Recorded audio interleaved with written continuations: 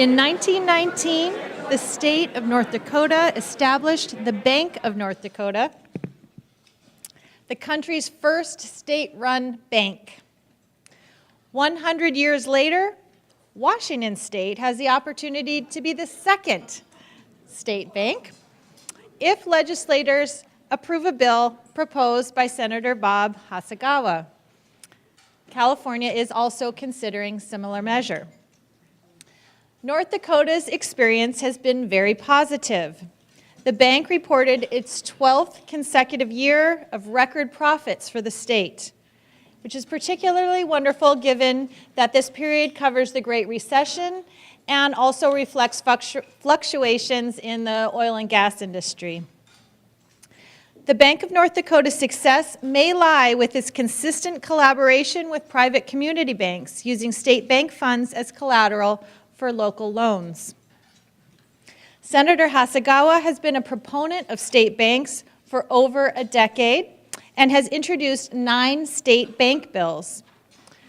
Prior to his election to the Washington State Senate in 2013, he served for 7 years in the State House of Representatives. Am I getting those numbers right? 8, excuse me. He has a varied professional career as well as a master's in public administration from the Evans School of Public Affairs at the University of Washington. Let's welcome Senator Hasegawa today to tell us how Washingtonians...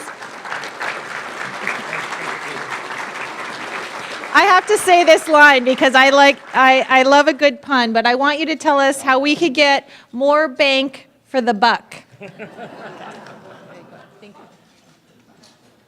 Thanks, Christine. You got to aim high. That's what you do. It's such a warm atmosphere in here. I mean, not temperature-wise, but the feeling that I get just being amongst you all. I really appreciate the warm welcome and the comfortable feeling that you all have share, obviously. I'm going to tell you a little bit about my background because I know some of you here. Annie Mackey, where are you? She's a comrade from way back in the day, from the 70s, when we were first organizing a reform movement inside our Teamsters Union. But for me personally, we continued with that organizing, and we ended up back in 1989 winning a settlement to a lawsuit that the federal government had brought against the entire Teamster leadership. And from that point, it was a racketeering lawsuit, not a surprise. And but I got elected to head the Teamsters, largest Teamsters trucking local union in the Pacific Northwest here that was based out of Seattle, but we had just statewide jurisdiction. At any rate, one thing led to another. I ended up the most unlikely person in the legislature because I had no expectations of ever doing anything like that. But it provided some great opportunities, and one of the things that I saw happen when the banks caused the crash in 2008 where people were just scared. Lending had dried up. I had actually immigrant farmers from Eastern Washington coming to my office saying, what can you do to help us? Because the banks want to foreclose on my farm, and there was no options, really no options for them. So this concept of public banking had always been in the back of my mind because of the Bank of North Dakota. And one thing led to another. We had a task force that was convened. The Speaker of the House, Frank Chop, liked the idea so much that he convened a task force to put together a bill. And that was the first really legitimate bill that we had put together on this subject. But it was not polished by any means. But it gave us something to work with and campaign around. So here I am 10 years later, now still talking about the bank and taking the message all around the state. And when you talk to people about public banking, it's like a light bulb goes off and they, oh yeah, why aren't we doing this already? So in case you're wondering what public banking is, let me give it to you in a nutshell. Right now, the state and city of Bellingham, every political subdivision in the state, that has a tax base collects tax revenue. Well, what do we do with that tax revenue? The state puts it out for bid once every however often. And funny how there's only ever one bank that bids to take our money. Right now, the state's banker is U.S. Bank. So we have just written a $53.5 billion budget 2 weeks ago. So the U.S. Bank gets to process $53.5 billion of our tax dollars. But what do they do with our tax dollars? They get to leverage it out and invest it however they want, make as much money as they want with our tax dollars. And in the meantime, if we want to build something like improve traffic conditions in downtown Seattle or build a high-speed rail that connects Bellingham to Portland, what would we have to do? We'd have to sell bonds to finance that, right? Well, bonding has become our public financing strategy. So think of it as a mortgage. If we sell $1 billion in bonds, that really costs us $2 billion at least over the next 25 years by the time we've paid it off. And if there's an emergency, well, okay, let's sell that $1 billion of bonds and pay it back. But it's our public financing strategy. So every year, every biennial budget, we appropriate billions of dollars in bond selling. And so you can see how when the money we get to use, $2 billion today, is going to cost us $4 billion down the road. Next year, another $2 billion means a total of $4 billion we've had to use, going to cost us $8 billion down the road. How we reach our debt capacity. The state is currently at our debt capacity that's set in the Constitution. So that means we cannot borrow more money until we've paid off 25-year-old debt. So the American Society of Civil Engineers has done an analysis on all the states, and they said Washington is at best a C as far as the grade they give to the state of our infrastructure. Most people will say that our infrastructure is struggling mightily to keep up with the growth. So if we don't like the current state of our infrastructure, we are not going to like it 10 years from now if we can't do something about it. But we're constrained. We can't borrow any more money, which means the state is always looking for other ways, creative ideas on how to finance public financing. But when we're talking about selling bonds, we get to use that $1 billion, but that profit, the other billion or $2 billion, is profit to Wall Street. What could we do if we created our own bank, borrowed from ourselves, and paid ourselves back, even at a reduced interest rate? We'd be making tons of money. So, Catherine or Christine, you talked about the Bank of North Dakota. They actually their latest annual report just showed their 14th year of consecutive record profits. That means throughout the banking crisis, they were making record profits. Even when the price of oil crashed, which North Dakota is famous for their oil fields, they were still making record profits because they weren't investing in all this speculative stuff, derivatives and whatnot. They were investing in the people of North Dakota. That's what we could be doing. So imagine 20 years from now, what might our infrastructure look like? We can't even imagine what it looks like right now. We may have flying cars. We may have transporter beams. Who knows? But imagine what our grandkids their infrastructure is going to look like. You know, our water systems, Seattle is growing so fast, our entire water system is totally inadequate, and our sewer systems are. How are we going to finance all of that? So we can't do it by selling more bonds. But there is light at the end of the tunnel. That's the beauty of what the public bank does. Public banking is not an anomalous strategy that only North Dakota uses. The rest of the entire civilized world actually uses public banking as their public financing strategy. We, on the other hand, in the United States, rely on commercial banks as our public banking strategy. And that's where we're constrained because we have to pay so much in profit just for the benefit of using banks' depositors' money to build our infrastructure. That's the true benefit of what the bank will do. So, I have some slides, but I don't want to distract you with slides and all that because it's not a complex concept. We own a bank. We lend to ourselves. We pay ourselves back. We grow our pot for our kids and grandkids. It's not more complicated than that. Now, they'll try and tell you of course there's details to it. We work out the details. But I will tell you one thing. I got the opportunity to visit China, Taiwan last year, the year before, Denmark and Sweden. And what's amazing to see throughout the rest of the world, and by the way, all these places do have their own public banks. That was one of the things that I was going around looking at. But they have an attitude, they don't have the attitude, oh, you can't do it for this reason, or you can't do it for that reason, or come up with whatever reasons to fit your comfort zone so you don't have to do something. The way they look at problems is, how do we fix it? How do we get it done? It's not looking for reasons on why not to do it. And that's the mentality. That is really the biggest obstacle, I think, that we are facing in the state of Washington to getting it done, because people are not really familiar with banking. It's kind of this amorphous concept that's out there.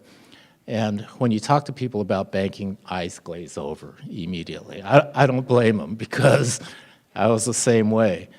But it truly is a solution to our public infrastructure financing problems.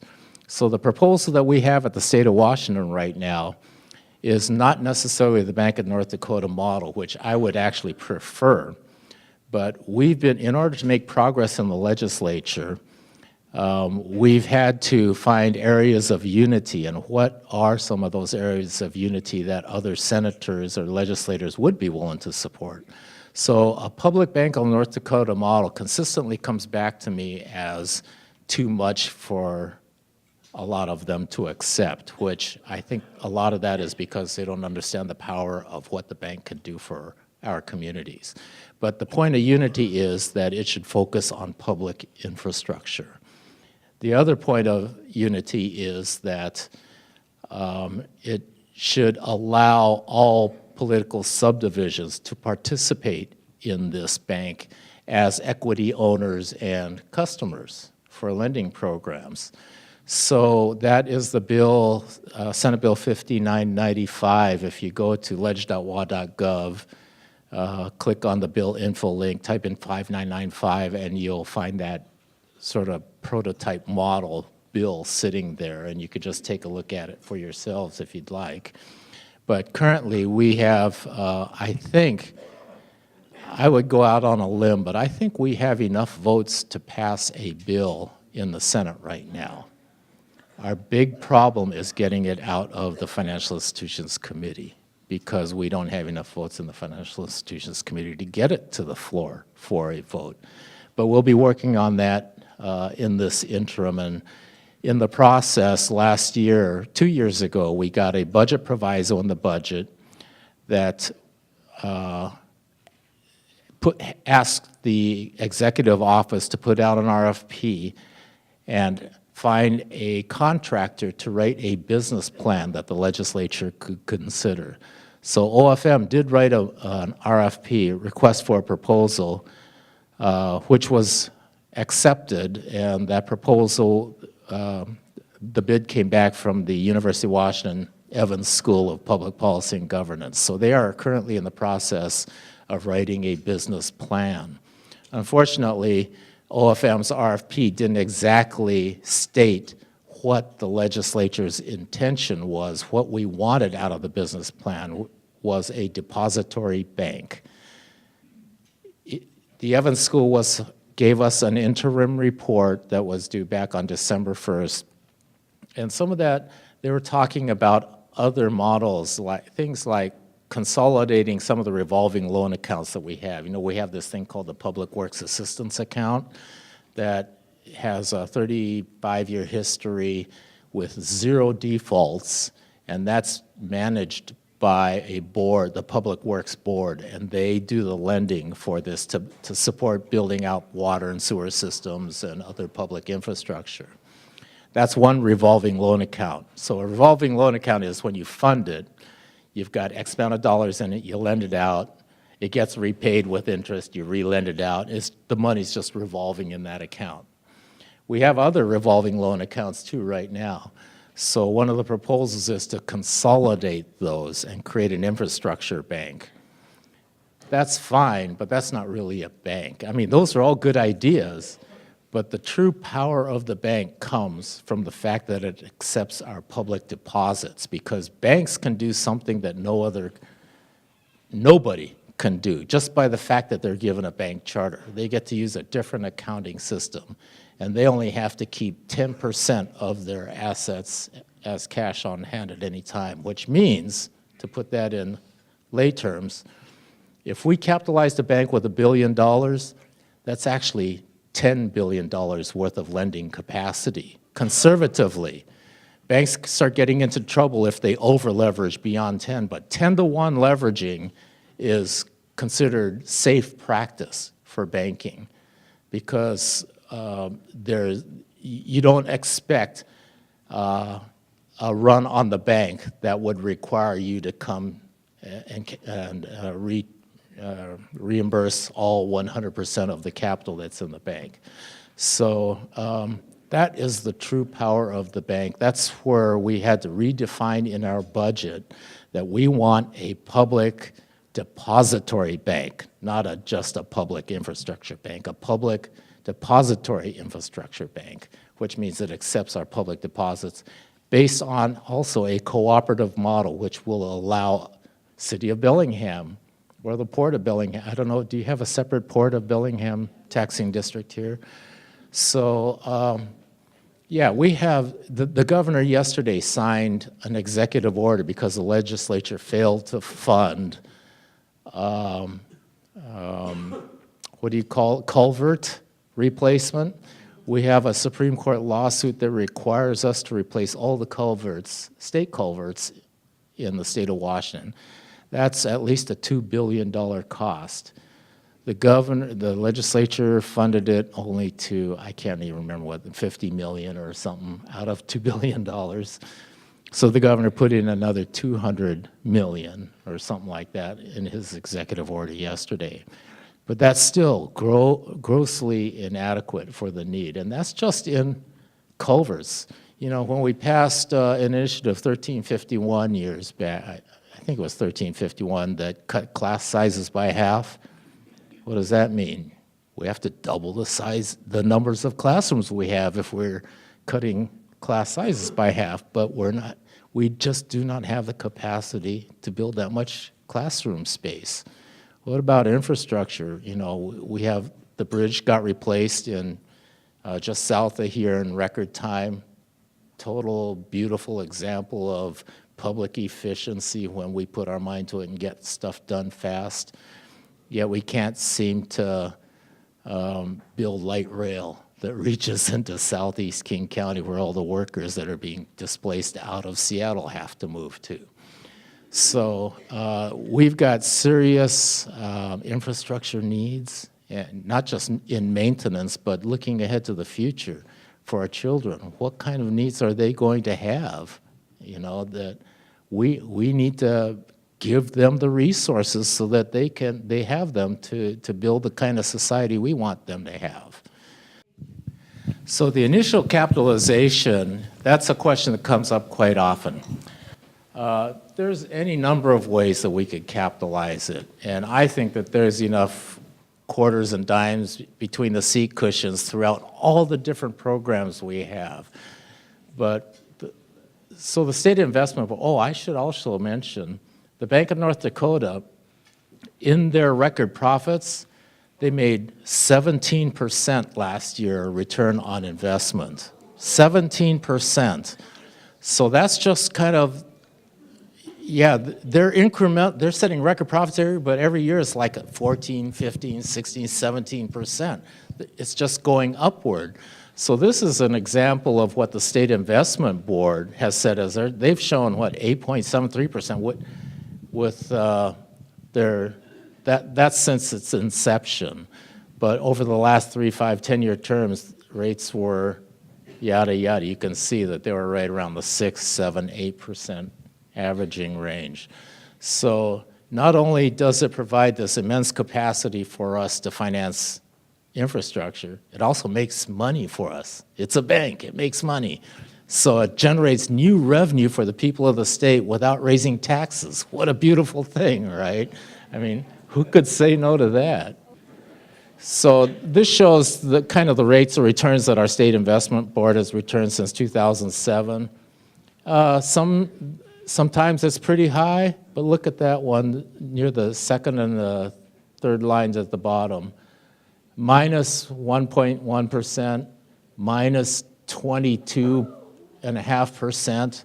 That's how our investments in all of our funds fell by about a quarter just during that 2-year period right after.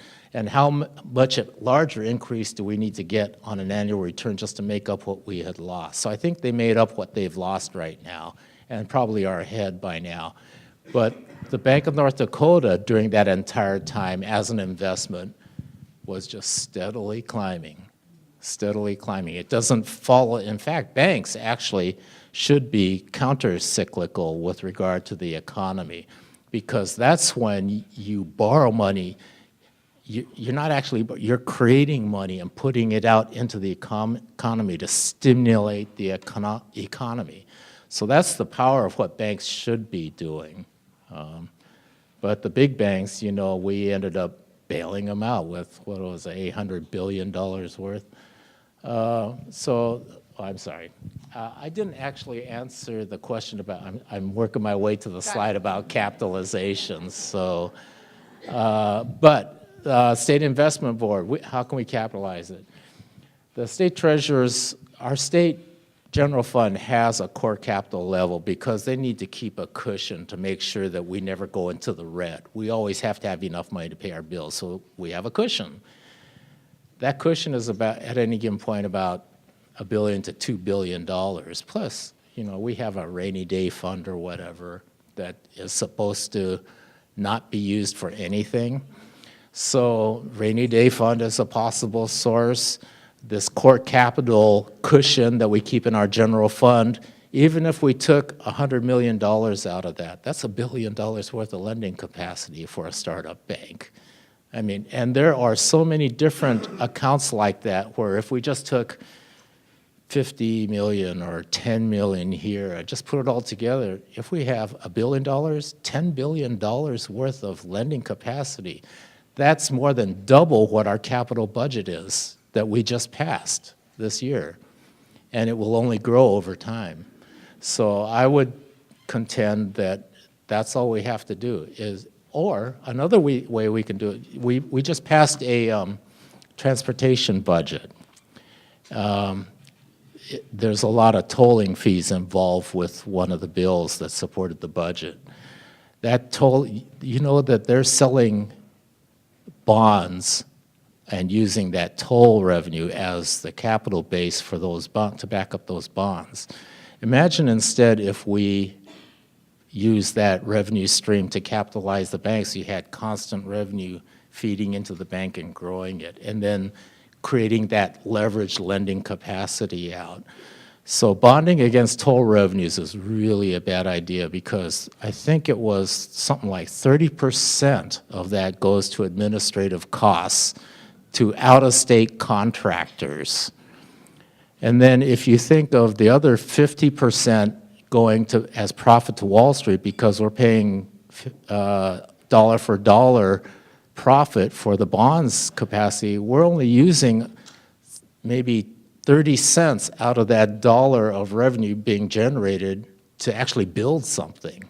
So to me, that's just really a bad idea. At any rate, there are all these different revenue streams that we can use to either fund it through revenue stream. We could sell a bond to capitalize it. It wouldn't be a municipal bond, therefore that you couldn't offer that 0.5% interest rate cut. We'd have to pay a 0.5% interest rate more.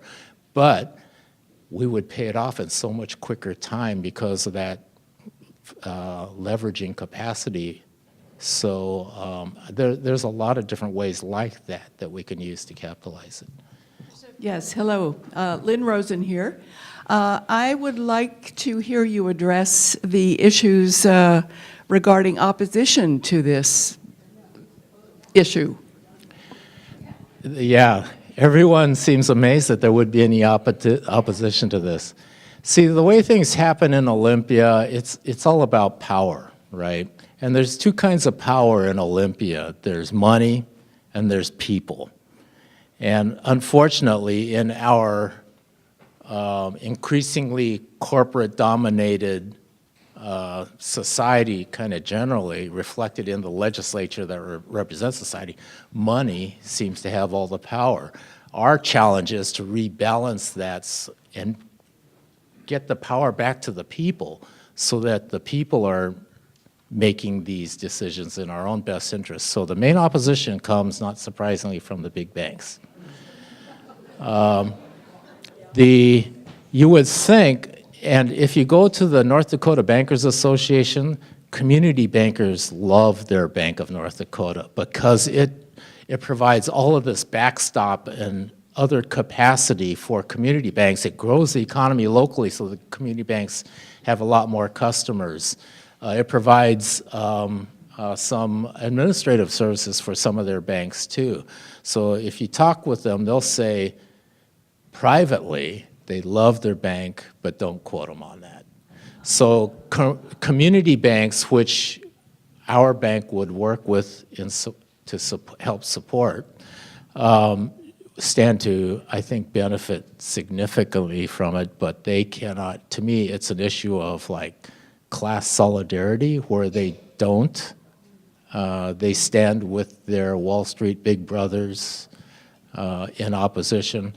The credit unions have been neutral on it, and then they went opposed, and now they're back to neutral. I think they have nothing but to gain by the increased economic activity that a state bank would create. What's surprising opposition also that I didn't actually realize until a couple years into this was bond brokers. Bond brokers would stand, so they kind of lurked in the background all the time. The main political opposition comes from the state treasurer. If the state treasurer would get on board, we'd have a bank right now. And this is regardless of a Democrat or a Republican in that seat, they've all opposed it. So there's an interesting story with the current state treasurer because, there was a vacancy. It was an open seat last election. We had 5 candidates, 3 Democrats and 2 Republicans. 2 of the 3 Democrats strongly supported creating a public bank. Unfortunately, 3 Democrats canceled each other out, so we ended up with 2 Republicans running against each other in our top 2 primary. That's a problem we have to fix. But even that being said, one of the Republicans came from Spokane County, and the Spokane County treasurer is a strong supporter of public banking, even though he's a Republican. So he highly recommended this person, Dwayne Davidson. I spoke with him. He at least made it sound to me like he supported a public bank. So I supported him since there was no Democrat in the race. He won. He is now our state treasurer, now has totally flipped on the issue. So, what can I say? We have work to do to build people power, a significant amount of people power to elect people who will support it once it gets in. Hi, I'm Steve Blackburn, Sun Valley resident. So when your proposal is a state bank, and how do I use it? Do I use it like I do? I'm a Boeing Employees Credit Union member. Would it be a bank that I would use, or is it just for state agencies? It would just be for public agencies. I talked about points of unity to get enough legislative support to hopefully move this bill when the business plan comes from the University of Washington. That one of the points of unity was that it not do private accounts. However, if you talk to the Bank of North Dakota people, they they don't provide banking services for general citizenry, but their philosophy is if they absolutely want to bank with us, they can, but we don't provide any services. So if you want to do your banking with the Bank of North Dakota, you have to drive to their teller cage at Bismarck, which they only have one, and do your business at that teller cage and then leave. There's no ATMs, there's no credit cards, all of that stuff. On the other hand, I think that there are some good things that we're overlooking that the bank can do, not necessarily taking personal accounts, but for instance, the biggest book of business for the Bank of North Dakota was student lending. Think of how we could support students throughout the state through a state-run student loan program like that. So there's other things that we're foregoing just because our point of unity right now is that we focus solely on infrastructure. Got a question on the right here. Hi, I really know nothing about banking, except that I put my money in there and I can use it. But I have two questions. One is, what you mentioned, for instance, school bonds. Would school districts be able to use this bank? That's one question. Yes. I mean, and other Yes. cities, the counties, the various taxing, Correct. like the PUDs and all of that. Correct, under Okay. the model that we're proposing. Okay. It's hard to say what, after it goes through the meat grinder in Olympia, what it looks like when it comes out, but right, that's right. what we're proposing, yes. Okay, so now I'm coming to more of my feeling question, which is that since I know nothing about banking, really, and how it works, this sounds too good to be true. No, I'm serious. Yep. Because I don't know how many of us all know a lot about banking, but I'll bet most of us don't know a whole lot. And I feel like I'm being snowed. That's my fear. Because I don't know what the structures are. So I guess maybe my question is, how can you spread the word about this so people don't say, no, it's too much. Too good to be true. I'm being Yeah. snowed as an old person here, who doesn't know anything. So I trust the good judgment of the people, and if you think about what we're proposing, because I totally understand what you're saying, it does kind of seem too good to be true, but that's because we've been under this commercial banking model for so long, we don't really know any other way, even though the rest of the civilized world basically uses it. So just think about the profit that we're paying for Wall Street, and think about reinvesting that back into our local communities. Think about generating revenue without raising taxes. I don't know how to put that at ease, except that you just have to think about it a little bit. And, if you have specific questions, maybe I can try and answer them. But, a general fear, it's hard to overcome that general fear. Senator Hasegawa, is there some oversight group, or who would be managing the funds in this bank? Who would be managing what? The funds. The funds. There's a governance structure built into the bank that's modeled after the Bank of North Dakota. So at the top level, what North Dakota has is this thing called the Industrial Commission that was set up by the people of North Dakota, or the legislature of North Dakota back in 1917. And that led to creation of the bank in 1990. You know what? If you're really interested in history, you should study the history of how the Bank of North Dakota came about. I went back to Bismarck actually to visit the bank, and just on a little side thing, I went over to their state legislative capitol, because I like to look at legislative capitals if I'm in a different state, and right next to it is this archive, and they have these records. Back in the day, the reason that they were able to get it done politically is because at that time, people hated both. They felt like they had lost control of their lives, that all the shipping companies were setting the prices and leaving very little for the farmers to get their stuff to market, and the banks were controlling all the rest of the economy, and they felt like they had lost control. They got tired of the Democrats and the Republicans, voted them all out, and voted a third party in called the Nonpartisan League. So this NPL ran on a platform that was based on a lot of the stuff that we were doing here in the city of Seattle. So if you go through their old newsletters called the NPL Leader, they were showing examples, and I have some slides in here that I'll have to dig for. I can if you want to see them. But they show I don't know if you know, the grain towers down there by the Port of Seattle, right on Elliott Bay.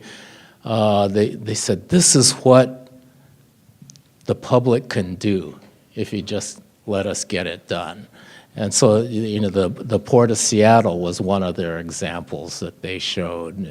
You know, City Light, Seattle City Light, another example. So they used it, Seattle, as the model, actually, to create their public infrastructure, which is the public bank and the public granary or milling system. Did I think I strayed from the question. I forgot what the question was, actually. Who are the people who are responsible for Oh, yeah, it was a managing governance funds? question. That's right.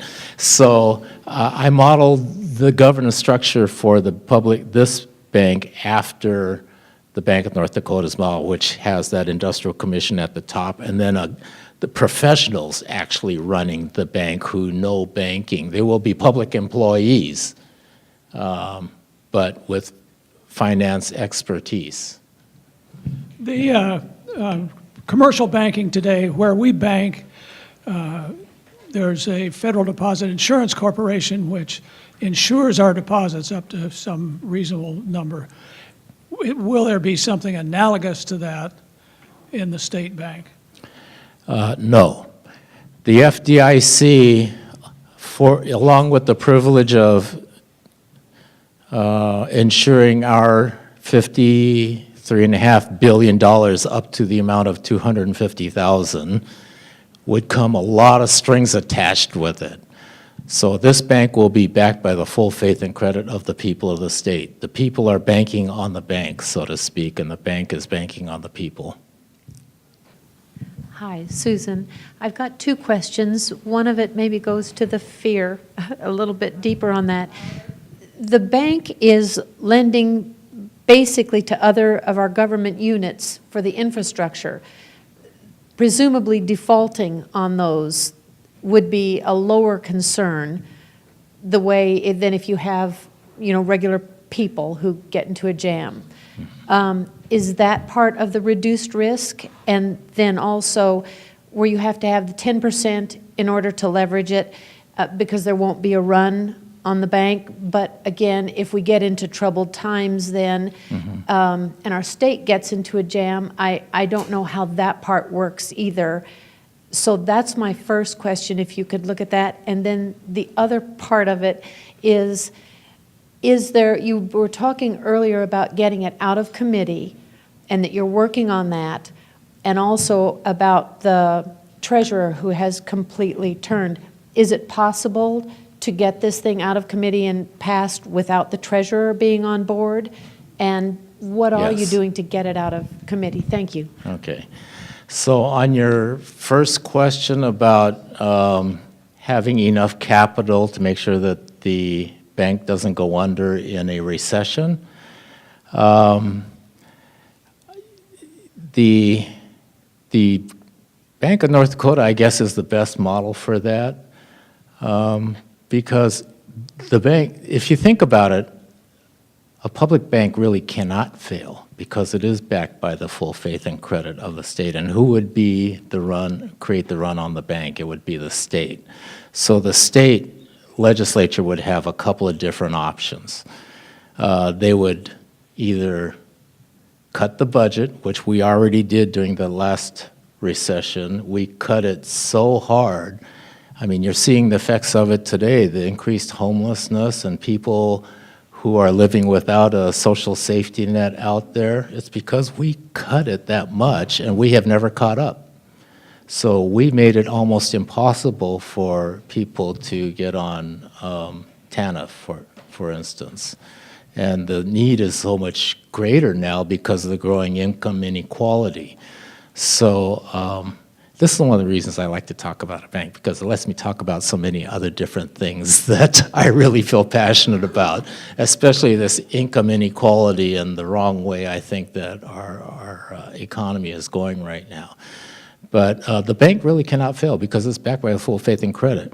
So the state can, what does the bank need to do? It needs to, the legislature, in order to keep it, make sure that it doesn't fail if loans are crashing, which is very unlikely in and of themselves because we're lending to political subdivisions that have taxing authority. So that's the Public Works Assistance Account, like I said, in its entire history has never had a single default. And most, I don't know if any city, has Bellingham ever defaulted on a loan? I don't think so. So the risk of default is very minimal, but even if it does default, it's socialized over such a broad area that the impact would be probably negligible. The only real problem would be if the state itself would default. But I can't imagine that happening. And then the state, you always have taxing authority, push come to shove. If worse gets to worse, if you can't cut the budget enough or you can't do this, that, or the other, you can raise taxes. So in that sense, a public bank can really never default. Nobody ever wants to raise taxes, of course. That's probably the last thing we'd do. But yeah, I hope that answers your question. And then the second part, what am I trying to do to get it out of committee? That's just inside political stuff that I think I need to not talk about right now. Okay, we have a question on the right then. I'm with Lucy. I have no clue about banking, but I know if I get a mortgage from the credit union, I pay the interest to them. If we're lending money to ourselves, where does all this interest money come from?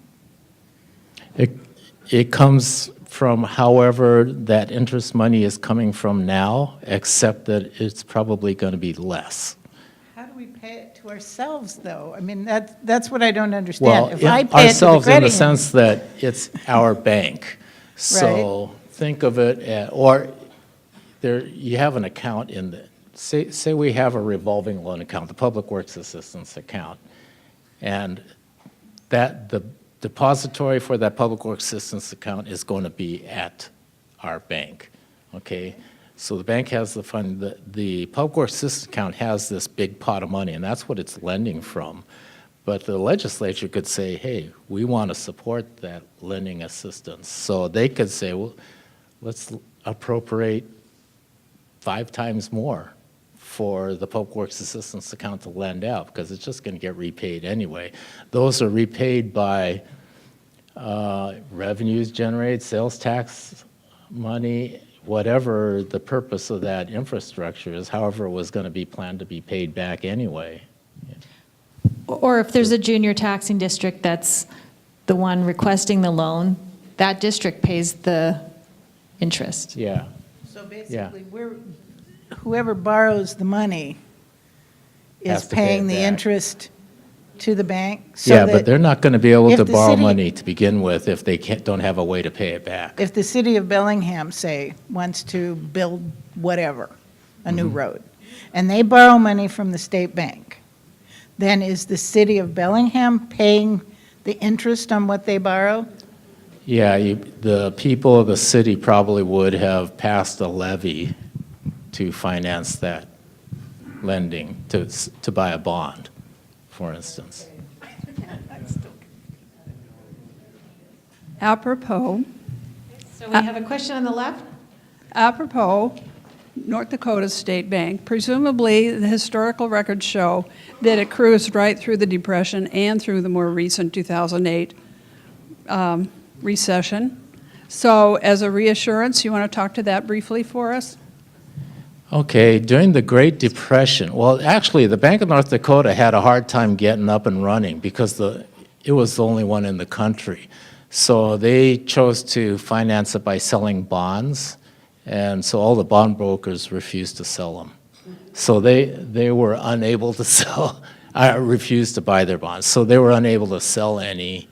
It took them a long time to get up and running. And what happened was the Republicans won a subsequent election and took it away back from the NPL. And once the Republicans figured out they owned a bank, they said, ooh, no. So then the bank started catching on. Okay, we have another question here. No, I didn't answer your question. Can you restate your question? Because I get sidetracked on all these other little stories about Bank of the... Oh, through the Great Depression. So there's an interesting point in the Great Depression. The Bank of North Dakota was doing a lot of farmer lending. And during the Great Depression, nobody could afford to pay the loans. And they had the Great Dust Bowl drought and all of that. And so the Bank of North Dakota acted as a heat sink for that crashed economy and held on the loans. The governor of North Dakota declared a moratorium on repayment on foreclosure, and they let the farmers stay on the land until the economy picked back up, and then they sold those foreclosed farms back to the original owners for the amount that they had into it. So the bank was able to absorb the downturn effect of the economy for the people. Yeah, it's pretty amazing. I have a question about profits. You showed, and you said that the North Dakota Bank has profits that just go like that. 14%. Like all banks. Pardon me? Like all banks. Okay. Well, that's what I'm not understanding, because then I think it was the Washington Pension Fund, I'm not sure, but their curve was not like that. Their curve was like this. There was a 21% deficit a few years ago during the Great Recession, and yet North Dakota did fine during the Great Recession. What is it that our bank would have to do to maintain that profit curve the way North Dakota has? Not invest in the stock market. But who makes the decision about the investments? Does North Dakota have a group of people that do that? Yeah, they have a board that manages the lending program. So they get some mandates from the legislature too. Legislature says we want to focus on student lending, then they start focusing on student lending or whatever it is. Over there in North Dakota, they focus on, they had focused on student loans, but they've kind of pulled back from that now. And I'm not exactly sure what their main book of business is right now. We have a question in the back. Yeah, hi. When you're talking about the fear factor, Lucy, you're looking at what private banks have done in this country as far as the losses and the collapse. 1975, New York City Emergency Financial Control Board was controlled by the very banks that lent and got the city to borrow that money, well past their capacity to pay it off. And then they ended up running the city because the state legislature and Governor Carey appointed the very same banks, Felix Rohatyn, Solomon Brothers, Lehman Brothers, all those banks that just lost all that money, just talked them into borrowing it way past the capacity of New York City. Now we're going to control the city in order to get the money back. They cut programs left, right, and center. So you can't compare a public bank against a private system. A private system is where the failure has been, not in the public system. Oh, sorry. The question is, where these people are going to come that are actually going to control the investment policy? Are they going to be elected or appointed or what? I'm having a hard time. Are they being elected or appointed, the board that's going to control the Elected. Yeah. They will be elected. So the way that we have the top level administration of the bank set up is it consists of 5 statewide electeds: the governor, the lieutenant governor, pick 5. That's going to get sorted out in the mix as we perfect the bill in the legislature. But I think the core principle is that they have to be held directly accountable back to the people so that they're making good decisions. So question by Chuck? Yeah. Yes, thank you.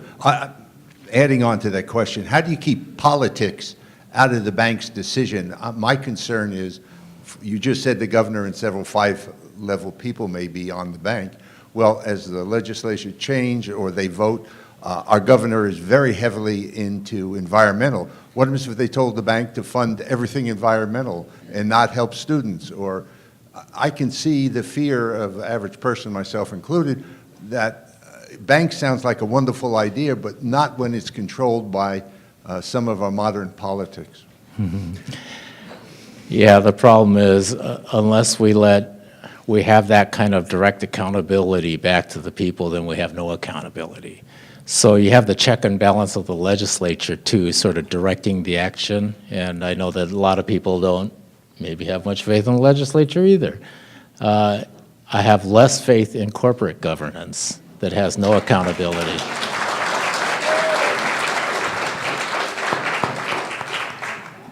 So those are probably the two options. I don't know if you can come up with a third option, but I personally believe in just that, having that direct accountability We have a question to the with left. checks and balances. I'm Jan. If Hi, this Jan. is such a good idea as it sounds, why in 100 years is North Dakota the only other one? Actually, there is a second one now. And are other states looking at this right now? Yeah, that's on another one of my slides. But so American Samoa, of all places, just got approval by the Federal Reserve to create its own bank because they could not. Yeah, so that was last year. So there's now a second one if you consider it's not exactly a state, but it's providing banking services where needed. Anyway, there's probably 21 states right now that are considering it in some way, shape, or form, along with other cities right now. San Francisco is taking a major look at it. A friend of mine in California has just dropped a bill on that. Hawaii is looking at it. So there's a lot of places looking at it, but they're all facing this kind of the same obstacles. You know, power asserting itself behind the curtain where we can't see it. How can individuals put pressure on the Finance Committee to get it out of that committee? What could we do? I think it would really help if you had your local legislators supporting it, and they can carry your message to the leadership in their particular chambers.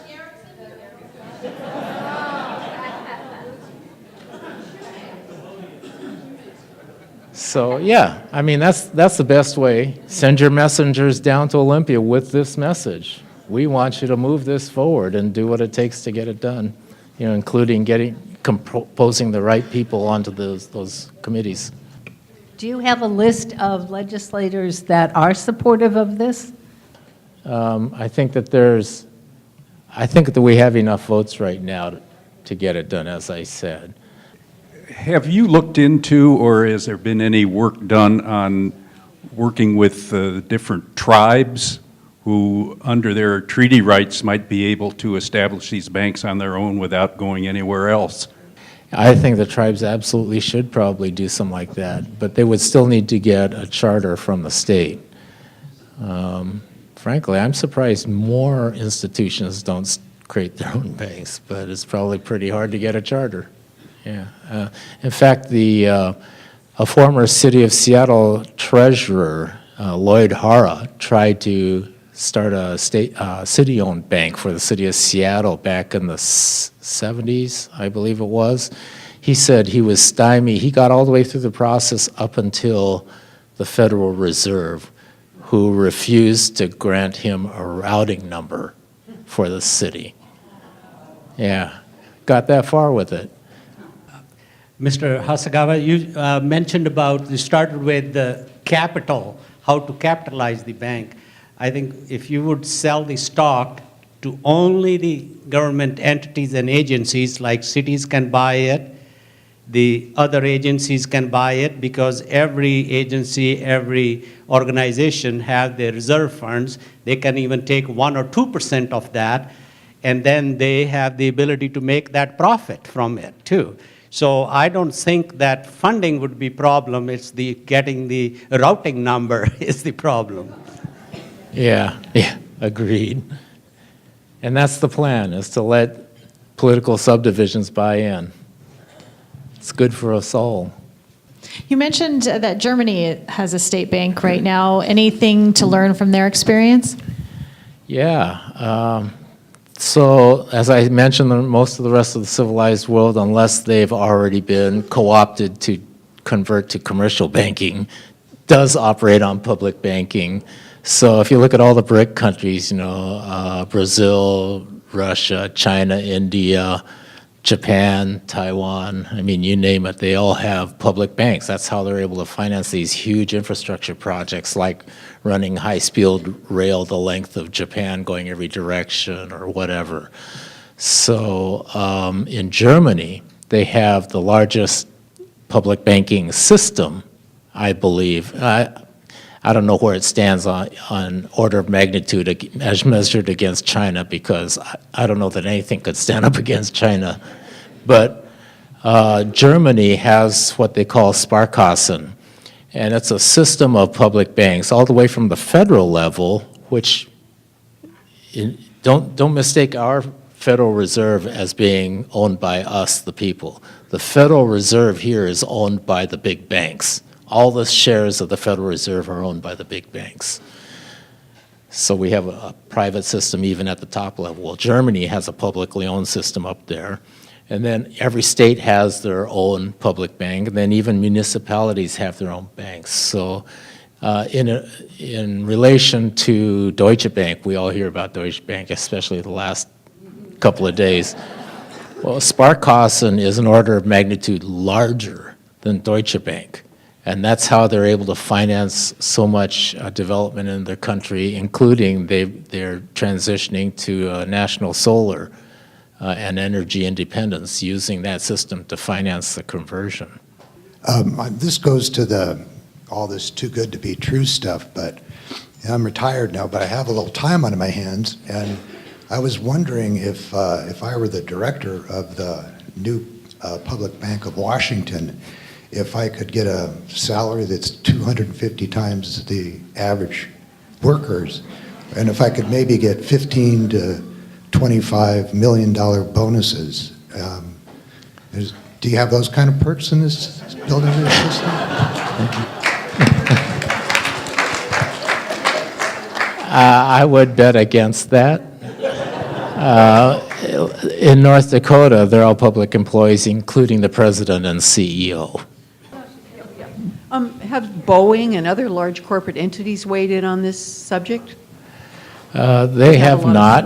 Boeing already has access to the federal Ex-Im Bank, which it relies on for most of its financing.